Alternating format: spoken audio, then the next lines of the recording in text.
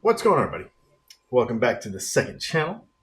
It is time for a cup of coffee, and we're going to chat about the Guitar Center building their own brand situation.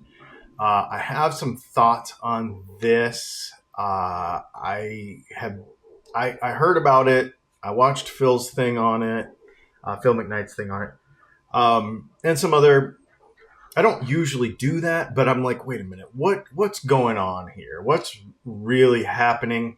I gave some first impressions about it on a video live stream when somebody asked me about it, but let's kind of flesh it out a little bit. I took some notes based on a couple of things that I saw, and I just want to chat about it a little bit because I think there's going to be a lot of shade on this. A lot of people are, this is the stupidest idea ever, etc.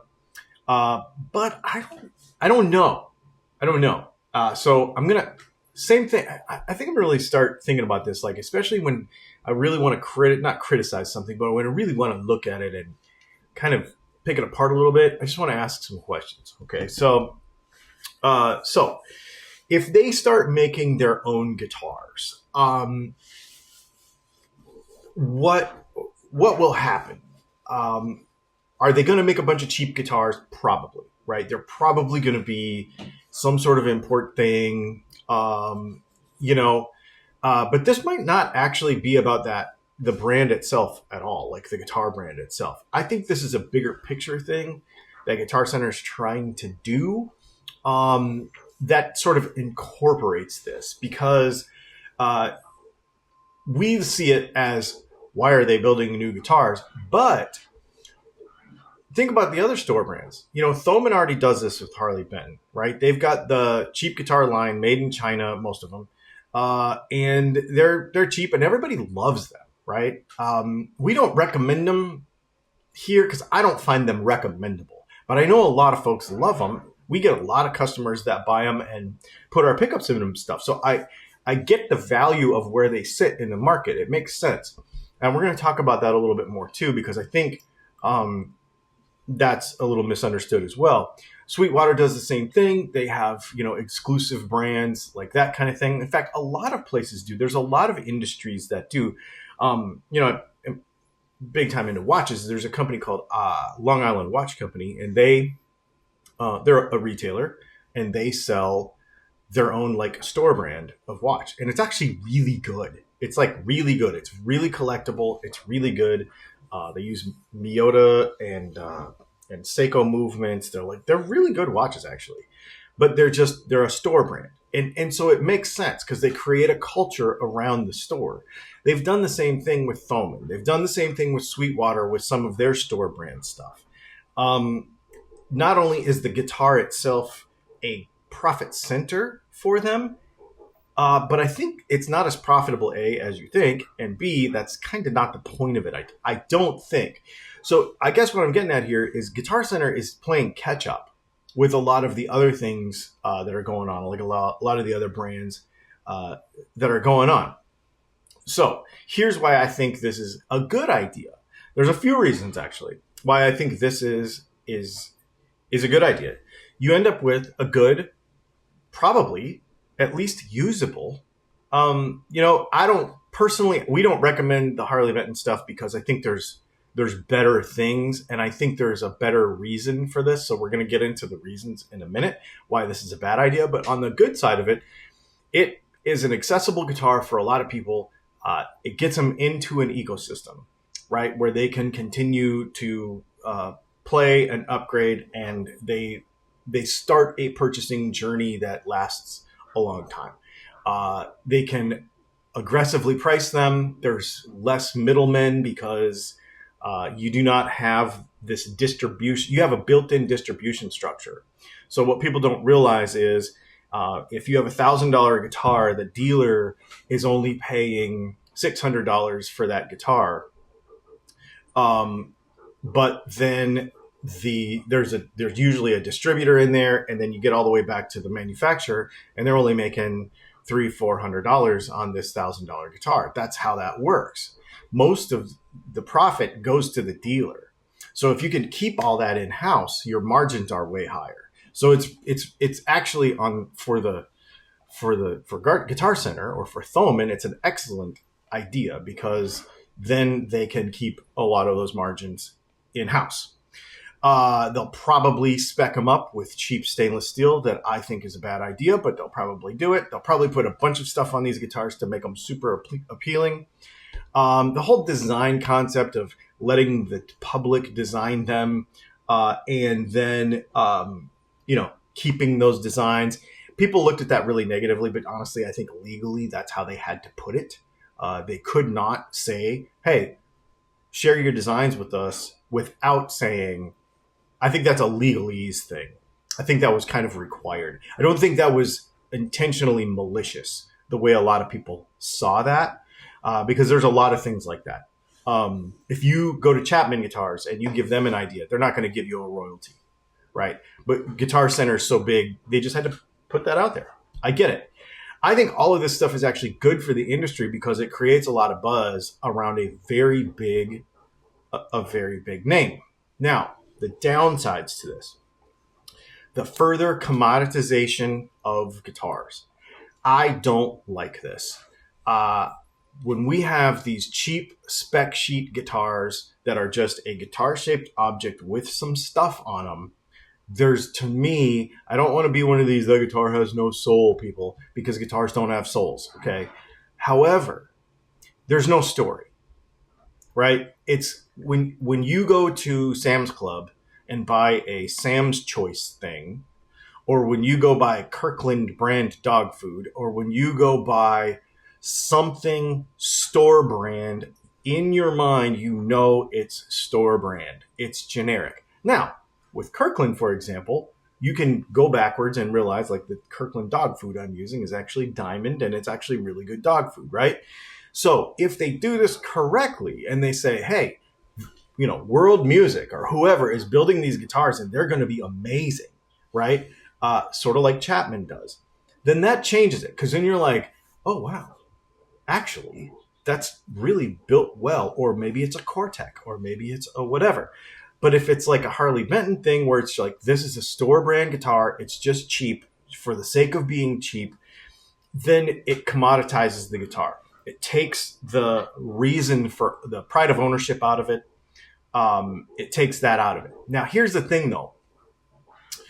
I think that's not going to matter because I think the audience for these is a specific audience. So we'll get to that in a minute. The other criticism is, why are you taking up a guitar brand when it takes me 20 minutes? Phil brought this up. When it takes me 20 minutes to buy a set of strings.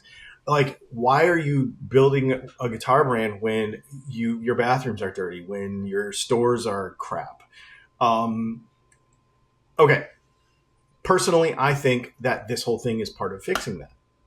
I think what they're trying to do is to create a situation where they control the customer journey. And that is really powerful on a big brand level. So Walmart does this. Sam's Club does this. They're the same. Costco does this. This is why there are generic things, because they can control the journey. They can, and this is honestly why Fender does it and why Epiphone does it and why PRS does it. Why do you have a $300 Squire? Because you're taking somebody and pulling them into the ecosystem with something with Fender on the peg head or associated to Fender, designed by Fender, looks the same, feels the same. And now you're in that ecosystem, and then you can upgrade. And 5-10 years later, you're buying a custom shop guitar, which is where the real profit is. These little cheap guitars are not actually their profit center. So it is a profit center, but they're a loss leader a lot of times. We could get into the economics of cheap guitars. They are a loss leader a lot of times. And so the same thing with Harley Benton, the same thing with the Mitchell stuff that they already have at Guitar Center. All those store brand things, they're a loss leader, but what it does is it gets people into the ecosystem. It creates a way where they come into the store all the time. So you buy a cheap guitar, now you need strings. Well, I'm just going to pay you to put the strings on. Now I also want lessons. So it creates this entire thing where it pulls people into this ecosystem. It's more touch points for the brand with every customer, right? If we're trying to touch a customer 8 or 9 times a year to retain that customer, then what we're doing is trying to create a system that ups that frequency of touch points. And I know this is a lot of not tone stuff, but this is business. This is how this works. Customer retention is much cheaper than customer acquisition. So from Guitar Center standpoint, if they can sell you a cheap guitar with their name on it, whatever that is, then you bring that guitar in every 6 weeks you bring that guitar in every week for a lesson. You bring that guitar in every 6 weeks for new strings. You bought that guitar there, you start to know those people. And when they're trying to fix their ecosystem, they're creating a more solid ecosystem. It sounds counterintuitive. Clean your bathroom first. Seems logical. But I think the entire thing is going to work together. That's personally what I see. Now, the other thing that comes into this, though, is when we're talking about these people, we're talking about the people at a particular point in the sales funnel. Okay. So if you're watching this channel, you're watching our channel in general, chances are the majority of you are not at this point in the sales funnel. And this is where guitar players get it wrong. Okay. The majority of guitar players that spew stupid comments on the internet forget one very basic thing. And it's just a fault of it. I'm not saying anything bad about anybody, but it's just what happens. We think about ourselves, right? But here's the thing about ourselves. I'm a guitar enthusiast. If you're watching this, chances are you are a guitar enthusiast, right? So this guitar is not for you, right? A lot of people, like all the Harley Benton bros, are, for example, they are Harley Benton enthusiasts. Are they real guitar enthusiasts? They are a subsection of the culture, yes. But a guitar enthusiast likes everything and wants to experience as many things as possible. And that's how I see it anyway. If you then dive into one brand so hard that you exclude everything else and you, etc., and then try to justify your purchases and all that stuff, then that changes it and that puts some negativity on the thing. But the bottom line here is that most of us are actually guitar enthusiasts if we're here. We are not at the top of the sales funnel. We already have a guitar probably. We already probably have a guitar that's pretty nice. We might have a guitar with custom pickups in it. If you're watching this channel, you might be one of our customers. You're different. You're in a different spot in the sales funnel.